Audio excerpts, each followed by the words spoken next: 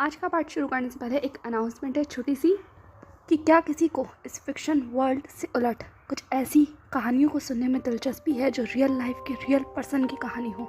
I mean crime stories, और सिर्फ India के ही क्राइम की स्टोरीज़ नहीं, इनफैक्ट ऑल ओवर वर्ल्ड की।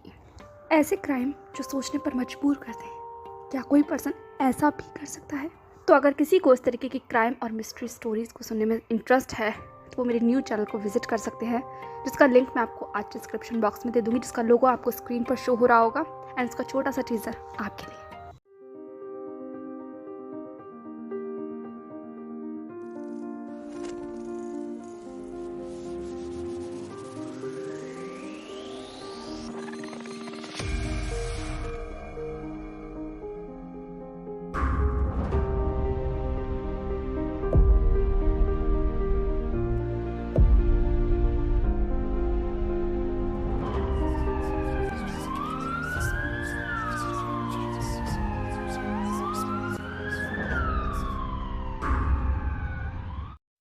तो जो कोई भी इंटरेस्टेड हो प्लीज़ एक बार चैनल को विजिट ज़रूर करना, और पसंद आए तो प्लीज़ मुझे सपोर्ट के लिए सब्सक्राइब कर देना। ओके, चलिए तो शुरू करते हैं। एंड या last but not the least, happy Dussehra.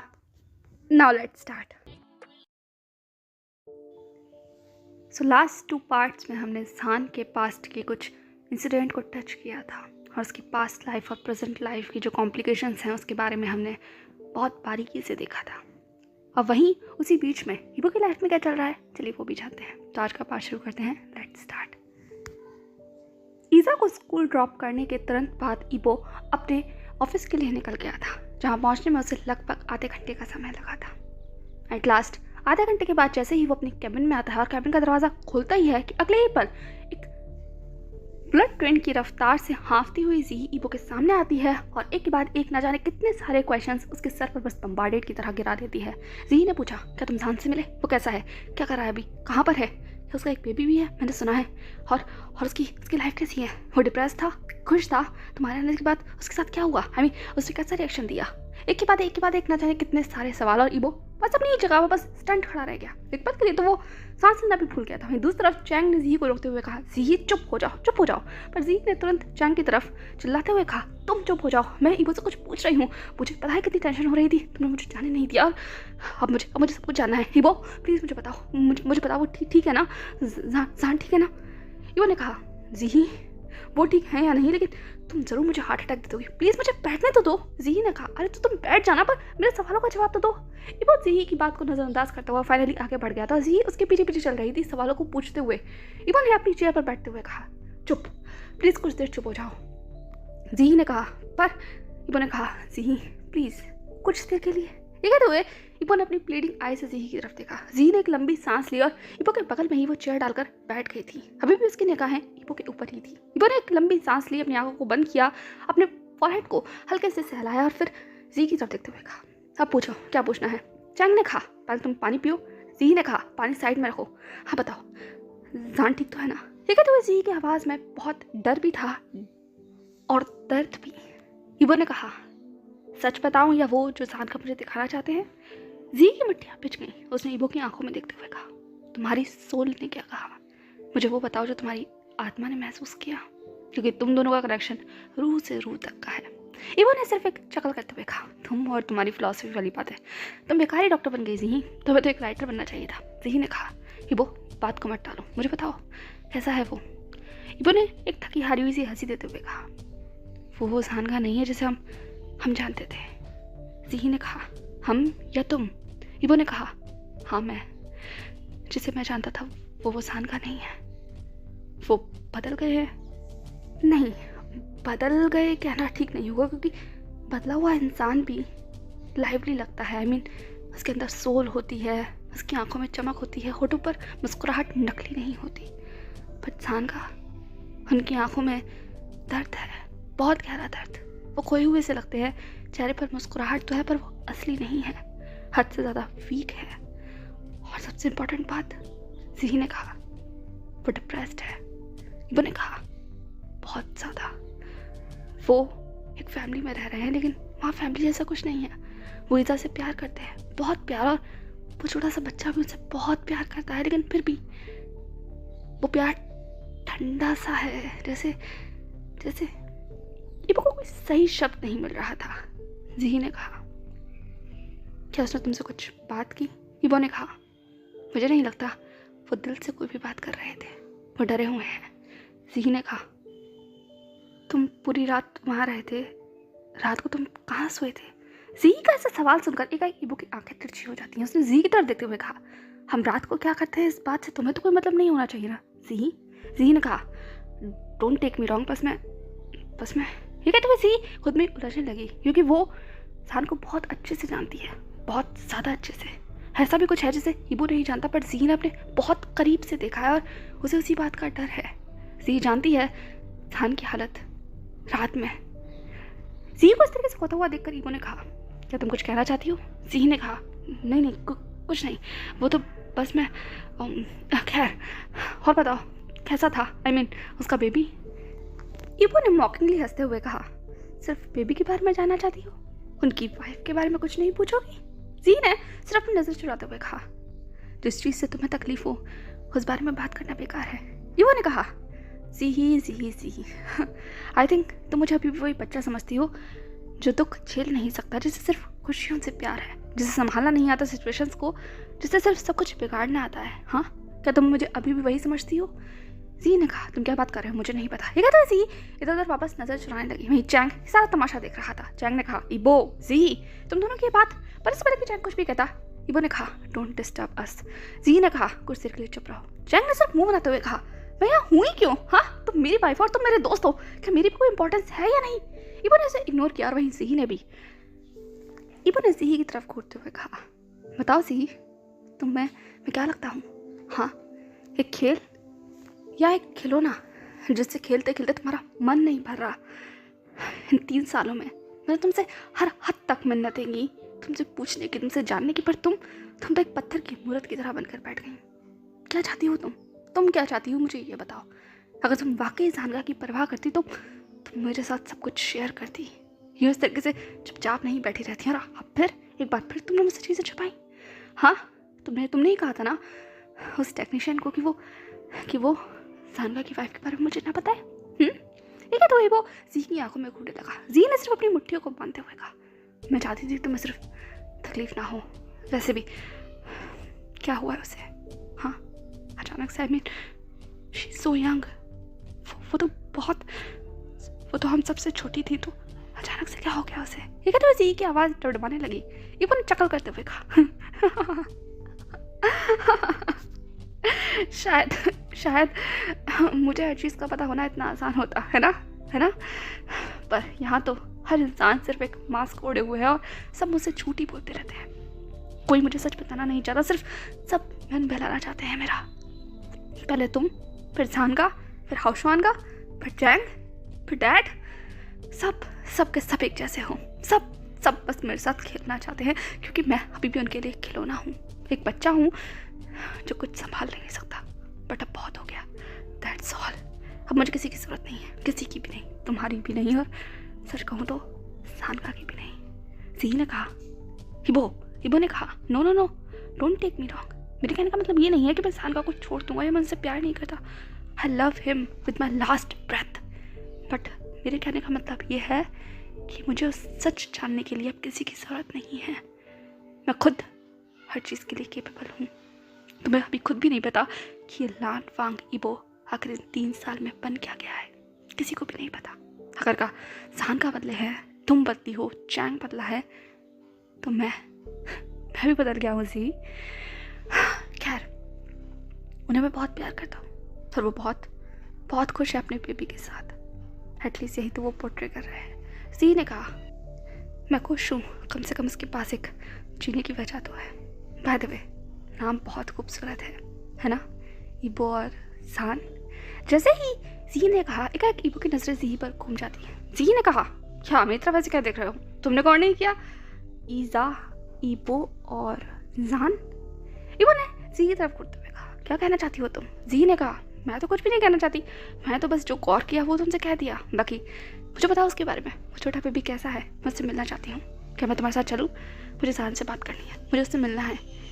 इबो ने कहा, मुझे नहीं लगता कि वो आप में से या हमें से किसी को भी देखना चाहते हैं। वो तो वहाँ मुझे ही बर्दाश्त कर रहे हैं, ये बहुत बड़ी बात है। वरना मुझे तो डर लग रहा है कि वो मुझे बस धक्के मारकर बाहर निकाल देंगे। जी ने कहा, तुम्हारे रोकने से मैं रुकने नहीं वाली। ईबो ने कहा, रुकना ही बेहतर ऑप्शन है, और वैसे भी वहाँ सिर्फ बेबी नहीं है, इनफैक्ट बेबीज हैं। सी ने एकदम से अपनी आइज को नैरो करते हुए कहा, बेबीज हैं, इसका क्या मतलब है? ईबो ने कहा, हाँ, वहाँ पर 2 बच्चे हैं, दोनों लगभग साथ ही उम्र के हैं, कुछ महीनों का फ़र्क होगा, I think, I don't know. एक का नाम ईज़ा है, जैसे मैंने तुम्हें बताया, और एक का नाम योज़ा है, और दोनों ही ज़हानका को डैडी कहकर बुलाते हैं। तो अगर ईज़ा के नाम पर आपने थ्योरी दे दी हो तो योज़ा के नाम पर भी थ्योरी दे दो, क्या वो भी ज़हान और ईबो को मिलाकर बनाए? ठीक है। तुम्हें ईबो ने जी की तरफ देखा, वहीं जी के फेस पर कंप्लीट कंफ्यूजन नजर आ रहा था। ईबो सिर्फ चकल कर उठता है। वहीं दूसरी तरफ चैंग ने कहा, अब मैं कुछ बोलूँ? जी ने कहा, बोल भी दो हस्बैंड, मैं जानती हूँ तुम बहुत देर से शांत बैठे हो। चैंग ने कहा, ईबो, मैं वर्क के बारे में डेफिनेटली तुमसे पूछना चाह रहा हूँ, क्या तुम यहाँ वापस लौटोगे? ईबो ने कहा, नहीं, मैं भी ज़हानका के साथ ही रहूँगा। चैंग ने कहा, ओके ठीक है। जी, तुम चाइना कब लौट रही हो? जी ने कहा, मैं चाइना क्यों जाऊँ? चैंग ने कहा, जी, तुम्हारे हॉस्पिटल में तुम्हारी ज़रूरत है, मुझे कुआन काका कितनी बार कॉल आ चुका है, तुम्हें वहाँ जाना होगा। जी ने कहा, ज़हान से मिले बगैर मैं वहाँ नहीं जाऊँगी, मुझे ज़हान से मिलना है, एक बार मुझे उसे देखना है अपनी खुद की आंखों से, मुझे उससे कुछ पूछना है।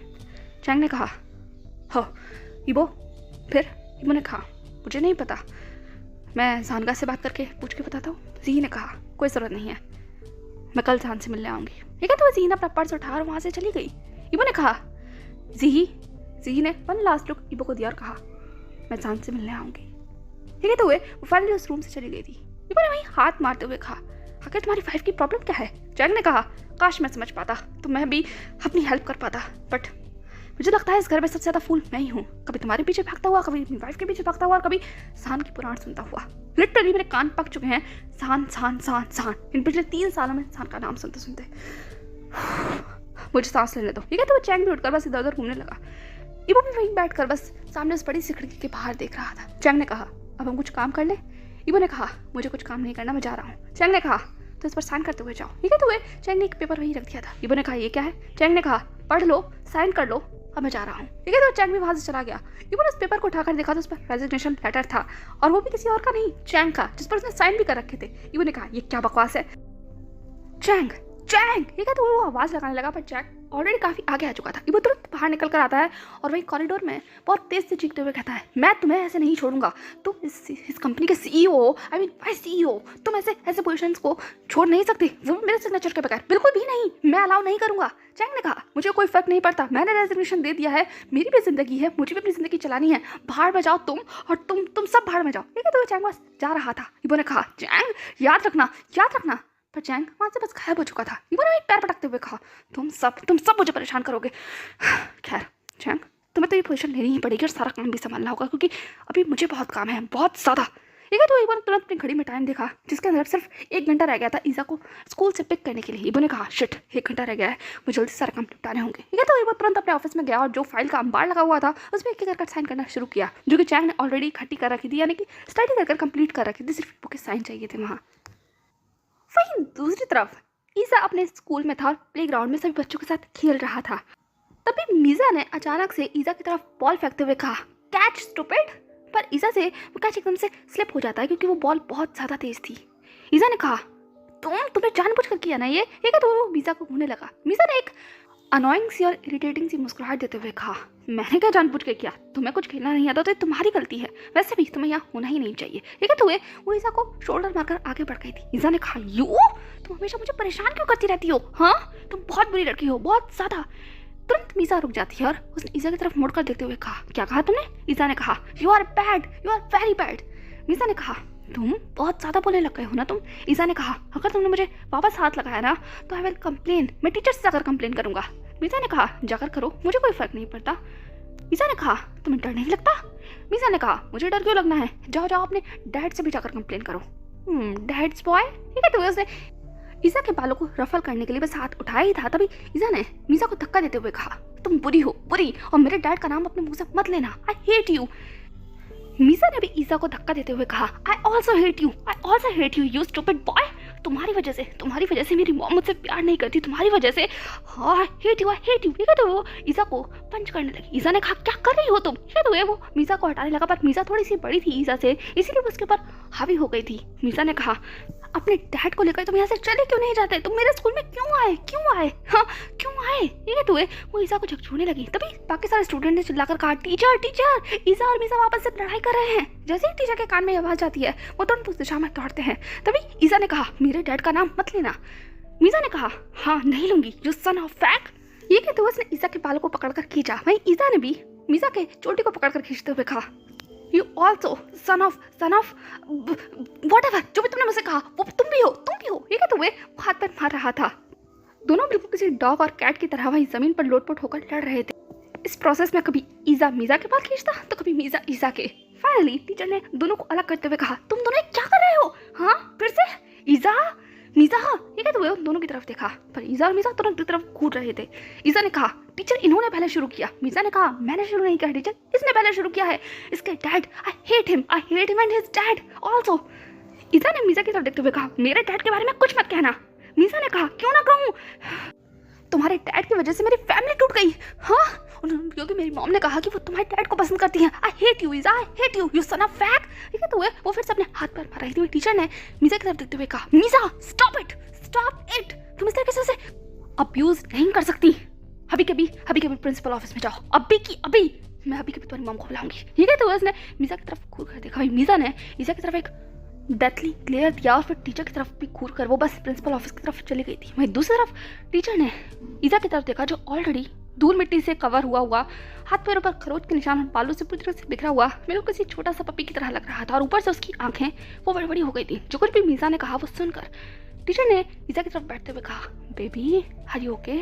पर जैसे ही टीचर ईसा को छूती ईसा एकदम से पीछे हो गया। उसने कहा I am okay teacher, don't worry, मैं अपनी क्लास में जा रहा हूँ। ठीक है तो वो पीछे भाग रहा था। टीचर ने कहा ईसा स्टॉप इट, पर ईसा रुका नहीं। वो तुरंत वहाँ से भागकर बस अपनी क्लास में चला गया था। वहीं टीचर सिर्फ एक हेल्पलेस लुक देखकर ईसा को और मीसा की तरफ देख रही थी। एंड एट लास्ट वो प्रिंसिपल ऑफिस जाती है मीसा की कंप्लेन करने के लिए, क्योंकि अब बहुत ज़्यादा हो चुका है, बहुत ज़्यादा। वहीं ईसा क्लास में आ जाता है और अपने बैग के पास बैठ जाता है। उसके मन में और दिमाग के अंदर बस वही शब्द गूंज रहा था, यू सन ऑफ फैक। उसे इस बात का मतलब तो नहीं पता, पर हमेशा जब भी मीसा उसे ये कहकर बुलाती है तो उसकी आंखों में आंसू आ जाते हैं, जैसे कि अभी आए हुए हैं। उसने अपने आंसुओं को पोंछते हुए कहा इस बात का क्या मतलब है, वो हमेशा मुझे ऐसे क्यों बोलती, वो मुझे इतना हेट क्यों करती है, मेरे डैड को इतना हेट क्यों करती है, मैं तो उसे जानता भी नहीं हूँ। वाई ये कहते हुए वो बार बार अपने आंसुओं को पोंछने लगा जो बार बार उसके गाल पर लुढ़क रहे थे। ईसा बहुत स्ट्रॉन्ग चाइल्ड है, वो ऐसे ही रोता नहीं है, पर जब भी कोई उसके डैड के बारे में बुरा बोलता है तो उसकी आंखों से आंसू निकल ही आते हैं, जैसे कि वो भी ब्रोकन फील कर रहा था। मीसा और उसके बाकी सारे फ्रेंड्स भी कभी कभी उसे बोल देते हैं ऐसा, कभी मजाक में तो कभी गुस्से में, क्योंकि ईसा पूरी क्लास में सबसे इंटेलिजेंट चाइल्ड है। वो अपनी उम्र से बहुत ज़्यादा स्मार्ट है। बाकी सभी स्टूडेंट ईसा से 1 साल बड़े हैं, पर ईसा 1 साल छोटा होने के बावजूद भी बहुत स्मार्ट है और क्लास के सभी टीचर उसे प्रेज करते हैं। ईसा ने अपने बैग को खोला और उसमें से छोटी सी डायरी को बाहर निकाला, जिसके अंदर ईसा के एडमिशन फॉर्म की एक कॉपी थी जो भी फोल्ड होकर रखी हुई थी। ईसा ने उस पेपर को खोला। ऐसे तो उसे बहुत ज़्यादा पढ़ना नहीं आता, पर जो कुछ उसने उसमें सुना था वो अभी भी उसे याद है, जैसे कि 2 नाम जो उसके पेरेंट सेक्शन में भरे हुए हैं। ईसा ने अपने छोटे छोटे हाथों से उस नाम के ऊपर एक बार सॉफ्टली टच किया और उसकी आंखों से एक आंसू लुढ़क कर वहीं पेपर पर गिर गया। उसने धीमे से कहा डैड आई एम सॉरी, मैंने आपको झूठ बोला था और ये पेपर नहीं दिया था, क्योंकि टीचर ने बोला था इस पर अपने सेकंड पेरेंट लान वांग हिपो की साइन लेकर आओ, और उस वक्त आप बहुत सैड थे और हमारे पास तो कोई अंकल लान वांग हिपो नहीं थे ना, पर टीचर ने कहा वो मेरे पेरेंट हैं। डैड आप टीचर पर उस दिन इतना गुस्सा क्यों हुए थे कि उन्होंने मुझे एडमिशन फॉर्म दे दिया? आपको पता है आप गुस्सा थे तो मैं भी डर गया, इसलिए मैंने आपको एक पेपर नहीं दिखाया और आपको टीचर को ये बोला कि ये पेपर खो गया। आई एम सॉरी डैड, मैं झूठ नहीं बोलना चाहता था, पर आप गुस्सा थे और आपने टीचर से कहा कि वो मुझसे कभी भी मेरे सेकंड पेरेंट की बात ना करें। पर क्या अंकल वांग वही है जो हमारे घर पर रहते हैं?